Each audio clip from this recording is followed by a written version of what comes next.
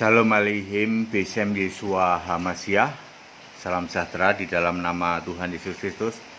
Bapak Ibu peserta Sekolah Tinggi Alkitab Staol, kita masuk di dalam pelajaran nomor 211A ya, Staol 211A. 3 jenis bahasa roh, saudara-saudara.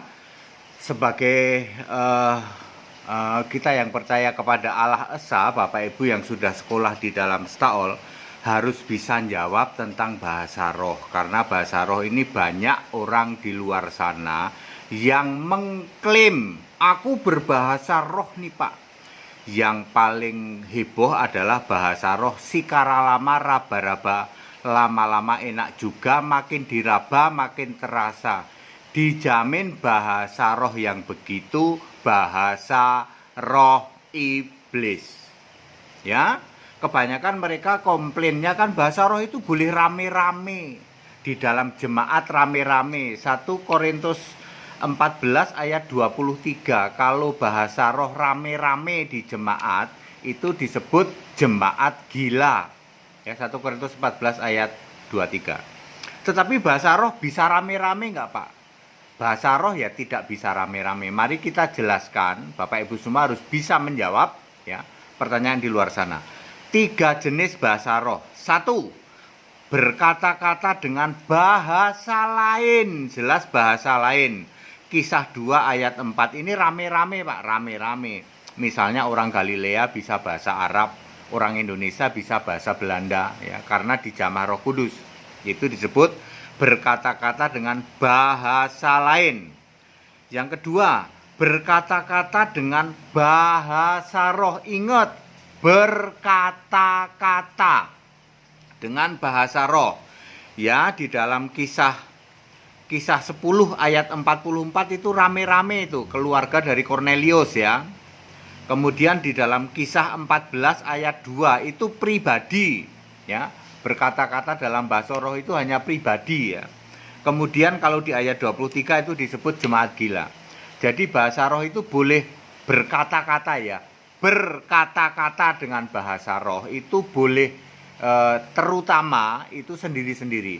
Kalau rame-rame tapi tidak heboh, ada yang ditulis di dalam jemaat waktu Petrus khotbah di tempat Kornelius itu ya, mungkin hanya 10 orang begitu ya. Makanya di dalam kisah 14 Paulus juga menekankan ya menerjemahkan dong gitu ya. Karena Petrus pun pernah mengalami yang namanya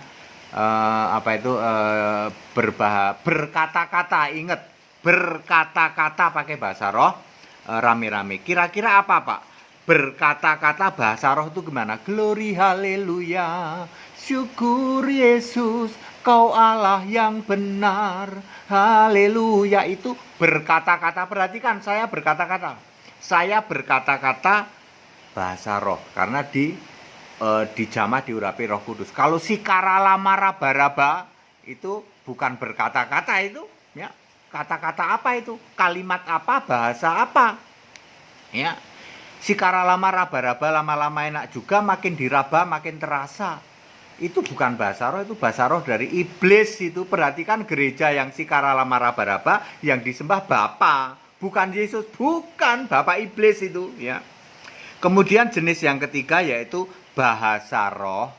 2 Korintus 12 ayat 4. Perhatikan, kata-kata yang tak terkatakan ini baru bahasa roh, bukan berkata-kata dalam bahasa roh.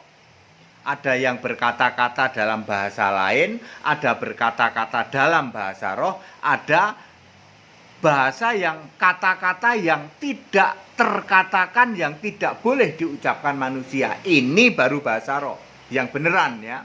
Nanti di surga baru kita tahu ya. Clear ya Bapak Ibu Saudara ya. Kalau di luar sana ada yang tegar tengkuk, ngototer, ngeyeler, tegar tengkuker ya.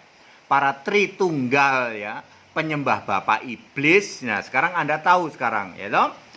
Oh mereka nggak teliti Pak ya, ada berkata-kata dengan bahasa lain, berkata-kata dengan bahasa roh. Itu glory haleluya, itu berkata-kata dengan bahasa roh. Sedangkan bahasa roh sendiri tidak boleh ya. Tidak boleh diumbar ya.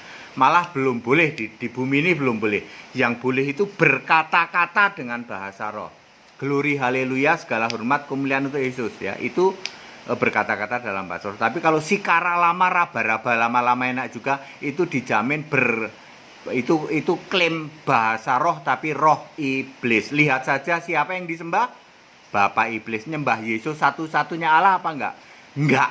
Nah, ya sudah very clear ya Bapak Ibu Saudara ya. Ini pelajaran nomor 211A. Haleluya. Amin.